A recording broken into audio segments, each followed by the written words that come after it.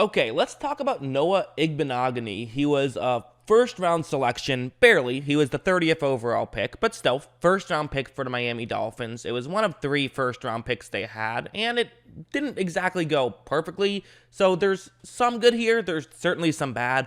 We're going to talk about all of it, get into what he did good, what he did not so good, because he honestly didn't even get that much playing time. He kind of played the first 4 games and, only had a little bit from there on out. Part of it is that's a hard defense to get playing time with if you're a corner. So like some of the stuff will be shown on a play like this. So, people sometimes, it's almost become like a meme how much I care about a 40 time for a cornerback, because that is something I really pay a lot of attention to. I think it really matters when you talk about a guy coming out of the draft is, maybe they have great footwork, maybe they have great vision, but if you don't have great speed or at least good speed, you're just not going to be able to keep up with some of the better NFL players. You're just not. And his 40 wasn't awful. It was 4.48, which is definitely on the lower side, but it's not so bad that, I would say don't draft you. I actually don't even hate this draft selection. 30th overall, that's fine for me. That's around when I say, okay, that you can draft a slower corner at that point. But it also is going to have some issues. Like on a play like this, he's going up one-on-one against Stephon Diggs. So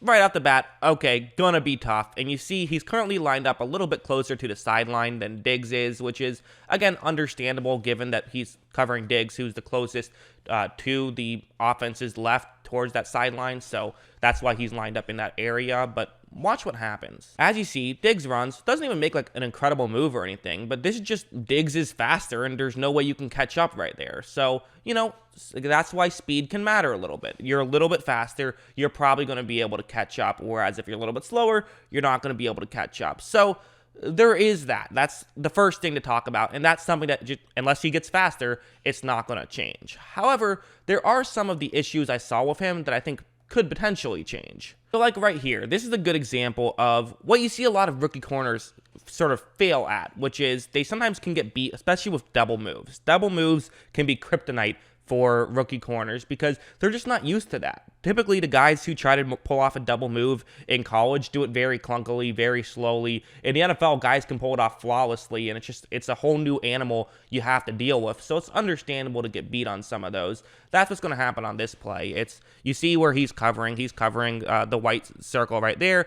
It's once again going to be Diggs who's in the yellow circle. So again, going up against one of the better receivers in the NFL. That also doesn't help. And as you see right when this play starts, so, Diggs is clearly showing that he's running over the middle. I mean, at this still, some people would be like, he's going to get beat on this. That's not great. On this still image, it's how do you realize at this point that this is not what's happening? You have to get over there. And again, it doesn't help that he doesn't have, elite speed, so he can't just, rely on that. He has to put himself in position.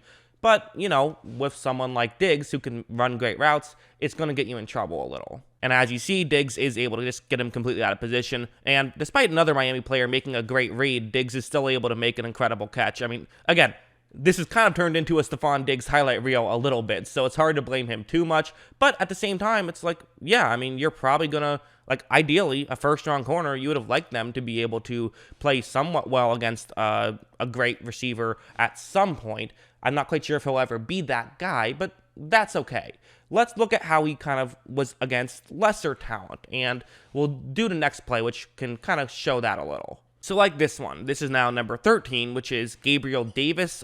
He was a rookie last year as well, so rookie on rookie right here, and watch what's going to happen. So right when this play starts, Davis, right off the bat, that first step, immediately Igbinoghene is just out of position, that's tough. I mean, that's one of the things that I've really noticed that Igbinoghene needs to improve on is that first step. I don't know what exactly he has to do. I don't know if he should start bailing more. I don't know if he should create more contact at the line, but he has to do something because that first step has just been something that's plagued him throughout his rookie season, was not being able to have an effective first step and constantly playing behind the 8-ball. And again, while Davis doesn't get wide open when he makes another move, he then does get wide open, and that ends up being a touchdown. So again, these aren't horrible, awful things that he's giving up by any means, but it becomes a snowball, right? Where you lose that first step, and then he can get burned on double moves. But at the same time, this is something that we've seen plenty of corners struggle with early on in their career and then be able to come back. So I'm not overly concerned, but these are things that I saw in the limited sample size that I saw him in. Because again, he played like 260 snaps last year, so he wasn't like, there's not a ton of tape to analyze. With other guys, I can watch 800 snaps of them. With him, I can only watch a couple hundred. It's just there's less there, so maybe that's a concerning thing. Maybe that's optimistic. I don't know. But then you also have something like this, which I think this is something that I would say is pretty concerning. So he's going up one-on-one against Tyler Lockett. Again, really good receiver. Like, Lockett's a very good receiver, but at the same time, there are teams who have two Tyler Lockett caliber receivers. So if there is an injury in Miami's secondary, who knows? Igbinoghene might be put in this situation, and I'm not sure if he can succeed.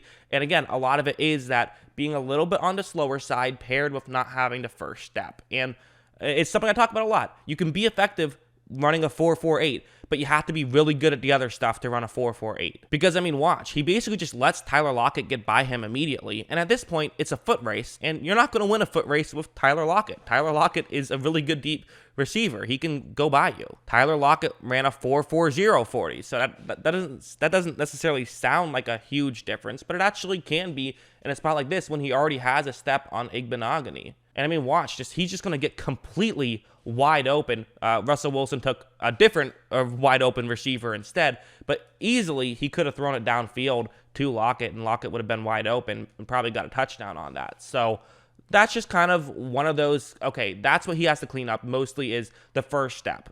Get that first step under control. You can be a little bit better, because I have to be honest, I made sure I watched some of what I saw from later on in the season. He kind of was at a point where he was getting like single-digit snaps towards the end of the year, but there was a little bit of optimism in some of the stuff. For example, like right here, this is a good example. He's going up one-on-one now, and this is against kind of a lesser talent, and that's really what I wanted to see, because earlier on, he was going up against like really good talent, and I kind of wanted to see how would he do against sort of the lesser talent. He's going up against Isaiah McKenzie here for Buffalo, and you see it's a go route.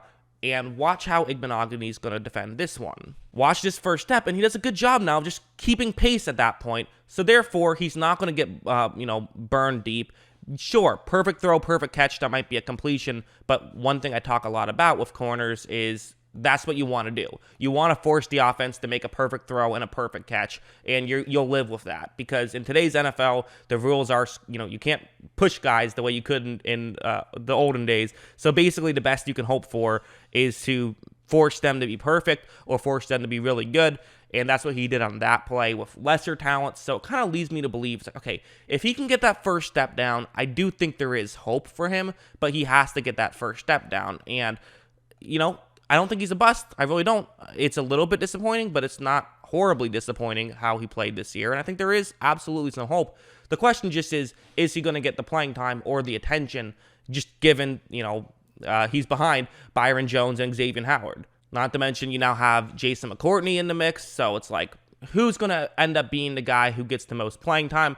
I just don't know. And I don't know if he's ever going to get a ton of playing time. But maybe there's hope. And again, you can have him be a third corner, which I think he could actually be pretty good in, and there's value there. So that's maybe the hope, is put him in a slot where he doesn't have to worry about getting burned with speed as much. Maybe that's what you do. I don't know. What do you guys think? Let me know in the comments below. And of course, as always, thanks for watching.